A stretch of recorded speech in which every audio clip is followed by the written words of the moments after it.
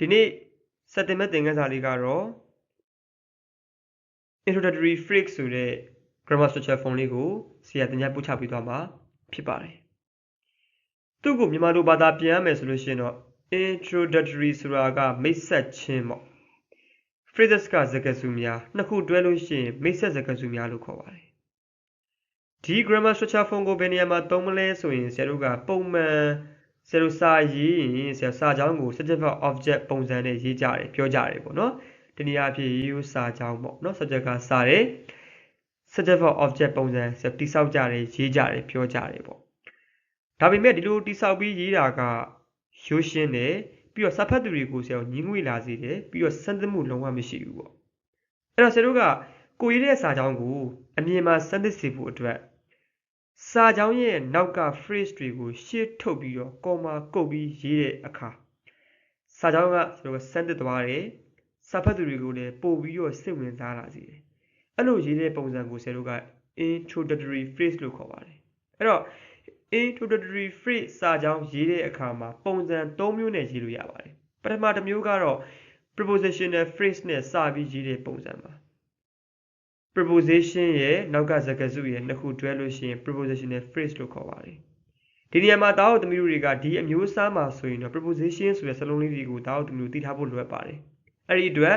ဘေးနားမှာပေါင်းစည်းနေပေးထားပါတယ်ဒီစလုံးလေးတွေအားလုံးဒီအဲ့ဒါက preposition တွေပါအဲ့ဒီ preposition လေးတွေနဲ့နောက်ကစကားစုနဲ့နှစ်ခုတွဲလို့ရှိရင် prepositional phrase ရပါတယ်အဲ့တော့ prepositional phrase နဲ့လည်းစပြီးရေးလို့ရပါတယ်နောက်တစ်ခုပုံစံကတော့ဘယ်လိုပုံစံလဲဆိုလို့ရှိရင်ဆရာ participle phrase နဲ့စပြီးတော့လည်းရေးလို့ရပါတယ်ဒီနေရာဖြစ် verb ing သို့မဟုတ် verb 3နဲ့စတဲ့စကားစုတွေပေါ့နော် participle phrase ပေါ့အဲ့လိုပုံစံနဲ့လည်းဆရာတို့ကစပြီးရေးလို့ရပါတယ်နောက်ဆုံးပုံစံတစ်ခုကတော့ဆရာတို့ကဘာလဲဆိုရင် infinitive phrases ပေါ့နော် to plus by 1နဲ့စပြီးရေးတဲ့ပုံစံပေါ့ဆိုပြီးတော့ပုံစံ၃မျိုးနဲ့ဆရာတို့က introductory phrase ကိုဆရာရေးလို့ရပါတယ်ဒါဆိုရင်ဆရာတို့တွေ example လေးနဲ့ကြည့်အောင် on the table စပွဲပေါ်မှာ there is a beautiful fish ပေါ့လှပသောပန်းအုပ်တစ်ဦးရှိတယ်ဒီနေရာမှာလည်းပဲ on ဆိုတာက on ပေါ့ preposition ပေါ့ဒီနေရာဖြစ် prepositional phrase နဲ့စရတဲ့စကားစုပေါ့နော် prepositional phrase နဲ့စရတဲ့ပုံစံနဲ့ရေးထားတယ်ဒီပုံစံမှာဆိုလို့ရှိရင်နောက်တစ်ခုကဆရာတို့က from my perspective ပေါ့ငါရဲ့ရှုထောင့်ကငါအမြင်ပေါ့ငါအမြင်ကကြည့်မယ်ဆိုလို့ရှိရင်တော့ this plan is effective ပေါ့ဒီ season ကအကျိုးတရားမှုရှိလိမ့်မယ်ပေါ့ဒီမှာလည်းပဲ from ဆိုတာက preposition နဲ့ phrase ပေါ့နော် from အပါဝင်နောက်က my perspective from my perspective ဆိုတာက preposition နဲ့ phrase ပေါ့အဲ့တော့စာကြောင်းကို subject verb object နဲ့မစဘဲ subject နဲ့မစဘဲနဲ့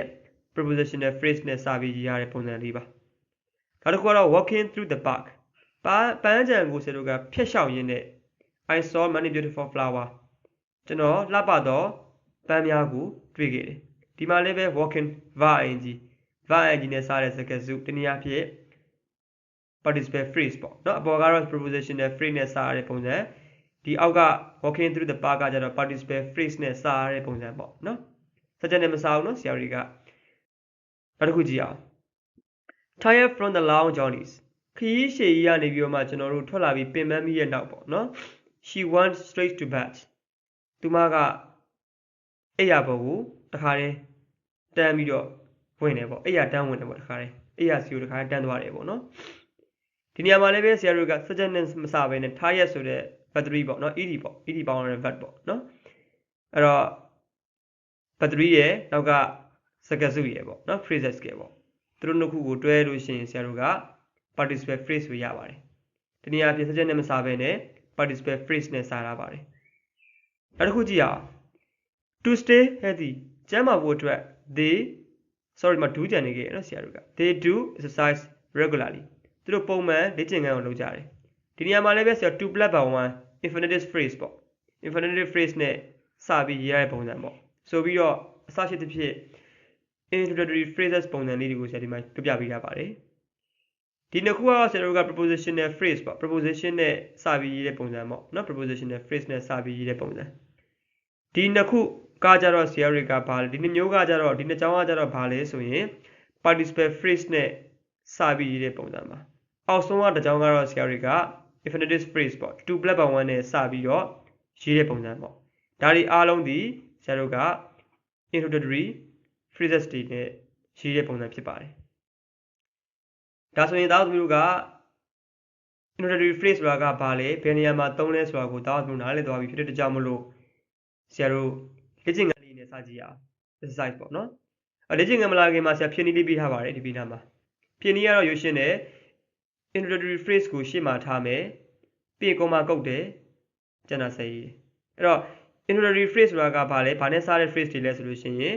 preposition နဲ့စားတဲ့ phrase တွေပြီး participle စားတဲ့ phrase တွေပြီးရင် infinitive နဲ့စားတဲ့ phrase တွေပေါ့အဲ့ဒါတွေအားလုံးဒီ participle introductory phrase တွေဖြစ်ပါတယ်ဆက်ရှိမှာရှင်းပြပြီးခဲ့ယူပါပြီเนาะအဲ့တော့ introductory phrase ၃မျိုးရှိတယ်အဲ့ဒါက participle phrase နဲ့စားတဲ့ပုံစံတွေပြီးလို့ရှိရင်prepositional phrase နဲ့စားတဲ့ပုံစံပြီးလို့ရှိရင် infinitive phrase နဲ့စားတဲ့ပုံစံဆိုပြီးတော့ပုံစံ၃မျိုးနဲ့ဆက်ရှင်းပြပြီးခဲ့ပါပဲဒါဆိုလို့ရှိရင်ဖြည့်နည်းလေးသိသွားပြီဆိုတော့လေ့ကျင့်ခန်းကိုစဖြည့်ကြည့်ရအောင်ဆရာတို့ကเนาะနံပါတ်1အနေနဲ့ဆရာတို့က we set up a camp near the river bank we ကျွန်တော်တို့က set up ဆိုတာ set up a camp ဆိုတာကဆရာတို့စခန်းချခဲ့တယ်ပေါ့เนาะ near the river bank ဆိုတာကဆရာတို့ဒီမြစ်ကမ်းဘေးနားမှာပေါ့เนาะမြစ်ကမ်းဘေးအနီးနားမှာဒါစခန်းချခဲ့တယ်ပေါ့ဒီနေရာမှာလည်းပဲဆရာတို့က introductory phrase ကိုရှာတဲ့အခါမှာဆရာ near preposition ပေါ့prepositional phrase ကိုတာတွေ့ရတယ်เนาะဒီက preposition စလုံးလေးနဲ့နောက်က the river bank နှစ်ခုတွဲလို့ရှိရင် prepositional phrase ပေါ့အဲ့ prepositional phrase နဲ့စာပြီးရေးတဲ့ပုံစံနဲ့စာပြီးရေးလို့ရပါတယ်ဒါဆိုရင် near the river bank လို့ခေါ်တဲ့ prepositional phrase လေးကိုရှေ့ကိုတင်လိုက်မယ်အဲ့ဒါက introductory phrase လို့ပါ phrase နဲ့တူပါပဲဆရာတို့ကเนาะအဲ့တော့ prepositional phrase လေးကိုရှေ့ကိုတင်လိုက်မယ်ပြီးလို့ရှိရင် comma ကုတ်တယ်ပြီးရင်ကျန်တဲ့ we set us account ကိုကျန်တာဆက်ရေးတယ်ပြီး full stop ချတယ်ဒါလေးပါပဲဆရာတို့ကနောက်တစ်ခုကြည့်အောင် you must template သင်ဘယ်ကို꿰ရမလဲဘယ်ဘက်ကို꿰ရမယ်ပေါ့နော် to guest ကရောက်ရှိဖို့အတွက် to the shopping mall shopping mall ကိုရောက်ရှိဖို့အတွက်ဆိုလို့ရှိရင်တော့ဘယ်ကိုချိုးရမလဲဘယ်ကို꿰ရမယ်ပေါ့နော်ကားကိုဘယ်꿰ရမယ်ပေါ့ဒီနေရာမှာရှာကြည့်တဲ့အခါမှာကျွန်တော်က introductory phrase ကိုရှာတဲ့အခါမှာဘာကိုသွားတွေ့ရလဲဆိုလို့ရှိရင် to plus but one ဆိုတဲ့ infinitive phrase ကိုတွေ့ရတယ်ဒါဆိုရင် to get နဲ့နောက်ကကြံတဲ့ to the shopping mall ဆိုတဲ့ phrase ပေါ့ဒါကိုဆရာတို့က infinitive phrase လို့ခေါ်တယ်ပေါ့နော်အဲ့ဒီ infinitive phrase ကိုရှေ့ထုတ်ပြီးတော့ရေးမယ်ပြီးရင် comma ကုတ်ပြီးတော့ကျန်တဲ့ you must tell us ကိုဆက်ရေးမယ် full stop ချတယ်ဒါလေးပါပဲအဲ့ဒါဖြစ်နေပါပဲဒါဆိုရင် introductory phrase ကိုရှေ့မှာထားတယ်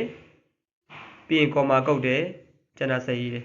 full stop ချတယ်ဒါလေးပဲဆရာဘာမှမခက်ဘူးနော်အဲ့တော့ introductory phrase တွေကဘာကြီးလဲ preposition phrase နဲ့စားတဲ့ပုံစံတွေ participle phrase နဲ့စားတဲ့ပုံစံတွေပြီးရင် infinitive phrase နဲ့စားတဲ့ပုံစံတွေဆိုပြီးတော့၃မျိုးရှိတယ်ဟုတ်ပြီနော် okay ဒါဆိုနံပါတ်3ဆက်ဖြည့်ကြည့်ရအောင် I saw several sunflowers ကျွန်တော်နေကြပန်းအများကြီးကိုကျွန်တော်တွေ့ခဲ့တယ် along the way to my uncle house ကျွန်တော်ဦးလေးအိမ်သွားတဲ့လမ်းတစ်လျှောက်မှာကျွန်တော်နေကြပန်းများကိုတွေ့ခဲ့တယ်ပေါ့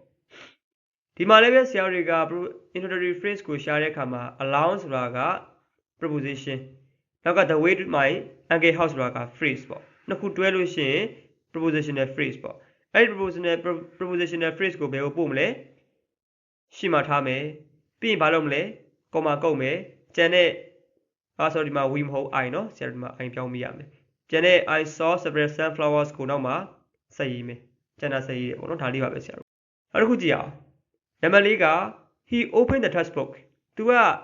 အုပ်ကိုဖွင့်လိုက်တယ်ပေါ့ sitting down in his armchair သူရဲ့လက်တင်ကလထိုင်ပေါ့နော်ကလထိုင်မှာထိုင်ရင်းနဲ့သူကစာအုပ်ကိုဖွင့်ခဲ့တယ်ပေါ့ဒီနေရာမှာတောက်မို့သိရမှာက verb ရဲ့ရှေ့မှာ verb စကားစုရဲ့ရှေ့မှာ comma ပါလို့ရှိရင်အဲ့ဒါက participle phrase ပါပဲ participle phrase ပါတာအဲ့တော့တနည်းအားဖြင့်ဆရာတို့က sitting down in his armchair ဆိုတာကဘာလဲဆိုလို့ရှိရင် participle phrase ပါတနည်းအားဖြင့် participle phrase ရဲ့ရှေ့မှာအများနဲ့ comma ခံရပါတယ်တနည်းအားဖြင့် participle phrase ကဘာလဲ verb သို့မဟုတ်ဆရာတို့ကဘာလဲ verb ပေါ့เนาะစားတဲ့ပုံစံလေးပေါ့เนาะ verb ကို ed in ပေါင်းတဲ့ပုံစံလေးစားရတဲ့ပုံစံလေးပေါ့အဲ့တော့ verb သို့မဟုတ် verb နဲ့စားရတဲ့စကားစုတွေကိုဆရာတို့က participle phrase လို့ခေါ်တယ်အဲ့ participle phrase ရဲ့ရှေ့မှာအများနဲ့ comma ပါတယ်ပေါ့ဒါဆိုရင်ဒီဟာတွေ sitting down in his armchair က participle phrase ပဲအဲ့ဒီ participle phrase ကိုရှေ့မှာထားမယ်ပြီးရင် comma ကုတ်မယ်ကျန်တဲ့ he opened the textbook ကိုကျန်တာဆက်ရေးမယ် full stop ချမယ်ဒါလေးပဲဆရာတို့ရနောက်တစ်ခုကြည့်အောင် we should plant more trees to prevent soil erosion ခုကျွန်တော်တို့က should plant ကစိုက်တဲ့အပင်တွေပေါ့နော် more trees ကတပင်ကြီးပိုစိုက်တဲ့ပေါ့ to prevent ကကာကွယ်ဖို့အတွက် soil erosion မြေဆီလွှာတိုက်စားမှုတွေကိုကာကွယ်ဖို့အတွက်ဆိုလို့ရှိရင်တပင်ကြီးတွေကိုကျွန်တော်တို့စိုက်တဲ့ပေါ့ဒီနေရာမှာဆရာတွေက to plant by one infinitive phrase ပေါ့နော် to prevent soil erosion to prevent က to plant by one infinitive phrase ပေါ့အဲ့ဒီ infinitive phrase ဖြစ်တဲ့ to prevent soil erosion မြေဆီလွှာတိုက်စားမှုကိုကာကွယ်ဖို့ဆိုတဲ့ infinitive phrase ကိုရှေ့ကိုထိုးလိုက်မယ်ပြီးရင် comma ကုတ်ပြီးတော့ကျန်တဲ့ we should plant more trees ကိုဆက်ရေးတယ်ဒါလေးပါပဲဆရာတို့ကနောက်တစ်ခုကြည့်အောင် the old man was going to rest by a small apple trees အဲ့တော့မိမကြီးတယောက်က was going to rest ကအနားယူတယ် by a small apple tree အဲ့တော့ဆရာတို့ဒီတင်းငယ်တဲ့ပန်းသီးပင်လေးနားမှာမိမကြီးတယောက်ကအနားယူတယ်ပေါ့နော်ဒီနေရာမှာဆရာတွေက introductory phrase ကိုရှာတဲ့အခါမှာ by ဆိုတာက preposition နောက်က is small apple trees ပေါ့နှစ်ခုပေါင်းလို့ရှိရင် prepositional phrase လို့ခေါ်တယ်အဲ့ prepositional phrase ကိုဘယ်ကိုပို့မလဲရှေ့ကိုပို့မယ်ပြီးရင် comma ကုတ်မယ်ကျန်တဲ့ the old woman was going to rest ကိုဆက်ရေးမယ်ဒီနေရာအဖြစ် introductory phrase ကိုရှေ့ကိုပို့တယ် comma ကုတ်တယ်ကျန်တာဆက်ရေးတယ်ဒါလေးပါပဲဆရာတို့ကအဲ့ introductory phrase တွေကဘာကြီးလဲ prepositional phrase နဲ့စတဲ့ပုံစံတွေ participle phrase နဲ့စတဲ့ပုံစံတွေ infinitive ဆရာတို့က phrase နဲ့စတဲ့ပုံစံတွေဒါတွေပုံစံ၃မျိုးစလုံးကဒါဘာလို့ခေါ်လဲဆိုလို့ရှိရင်အဲ့ဒီပုံစံနဲ့စတဲ့စကားစု၃ခုစလုံးဒီဘာလို့ခေါ်လဲဆိုလို့ရှိရင် introductory phrase လို့ခေါ်ပါတယ်ဆရာတို့ကနောက်တစ်ခုကြည့်အောင် number 7မှာ Uso က listens to the footsteps ဆိုတာကဆရာတို့က footsteps ဆိုတာကလေခြေလမ်းကိုပြောတာခြေတံပေါ့နော်ခြေတံကိုထောက်နေတာဘယ်ကခြေတံလဲဆိုလို့ရှိရင် coming toward him သူ့စီကိုလာတဲ့ခြေတံကိုသူကနားထောင်နေကောမကုတ်ထားရဲ့နော် standing completely still ပေါ့sorry အဲ့တော့ငြိမ်ငြိမ်လေးရက်နေပြီးတော့သူ့စီကိုလာတဲ့ခြေလမ်းရဲ့အတန်ကိုသူက Uso ကနားထောင်နေဒီနေရာမှာ verb ကြီးနဲ့စားတဲ့စကားစုကြီးရှေ့မှာလည်း comma ပါနေတယ်အဲ့ဒါကဘာလို့ခေါ်လဲဆိုလို့ရှိရင် participle phrase လို့ခေါ်တယ်ပေါ့နော်အဲ့စကားစုကိုဆရာတို့ရ verb ကြီးနဲ့စားတဲ့စကားစုပေါ့ဒီနေရာဖြစ် participle phrase ရဲ့ရှေ့မှာအများနဲ့ comma ပါတယ်နော်အဲ့ participle phrase ကိုဆရာရှေ့ထုတ်ရေးမယ်ပြီးရင် comma ကုတ်မယ်ကျန်တဲ့ Uso listens to footsteps coming toward him ကိုကျန်တာဆက်ရေးမယ်ဆရာတို့ကဒါလေးပါပဲဒီနေရာဖြစ် introductory phrase ကိုရှေ့ထုတ်ရေးတယ် comma ကုတ်တယ်ကျန်တာဆက်ရေးတယ်နံပါတ် 8ကိုကြည့်အောင် she saw a busking musician ပေါ့နော် busking musician ဆိုတာကဆရာတို့ကဒီအလှငွေခံနေရပေါ့နော်အလှခံနေပေါ့ဒီနေရာဖြစ်ဒီဂတာတီးပြီးတော့ပဲဖြစ်တစ်ခုခုပေါ့နော် instrument တစ်ခုခုတီးခတ်ပြီးတော့ဒါအလှခံနေတဲ့musician ဆိုတဲ့ဆရာတို့ကဂီတဒီပညာရှင်တယောက်ကိုဂတာတီးရဲ့သူတယောက်ပေါ့ဒီနေရာဖြစ်ဂတာတီးရတာမဟုတ်ပါဘူးတိဂီတာပညာရှင်တယောက်ကိုသူတွေ့ခဲ့တယ်ပေါ့နော်